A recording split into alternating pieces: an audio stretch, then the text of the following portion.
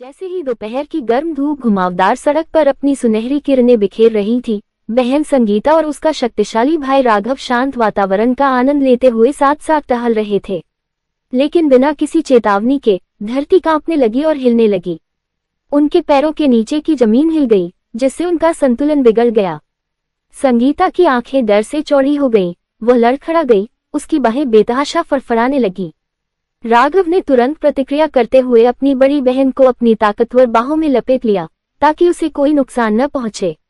शक्तिशाली राघव अपनी बहन से बहुत प्रेम करता है। उनके ऊपर का आसमान एक बुरे सपने जैसा नजारा बन गया। उल्कापिंड धरती की ओर तेजी से गिर रहे थे। राघव का शक्तिशाली शरीर अराजकता के खिलाफ एक ढाल साबित हुआ।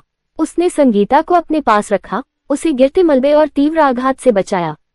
उसकी आंखें अपनी बहन के चेहरे से कभी नहीं हटी, उसकी निगाहें गहरे स्नेह और उसे सुरक्षित रखने के दृढ़ संकल्प से भरी थी। जैसे ही भूकंप कम हुआ और उल्कापिंड गिरना बंद हो गए, राघव और संगीता हिल गए, लेकिन उन्हें कोई नुकसान नहीं हुआ। उन्होंने एक दूसरे को देखा, उनकी आंखें कृतज्ञता और प्रेम से चमक रही थीं। हाथ में हाथ डाले वे तबाही से दूर चले गए, उनका बंधन पहले से कहीं ज्यादा मजबूत हो गया।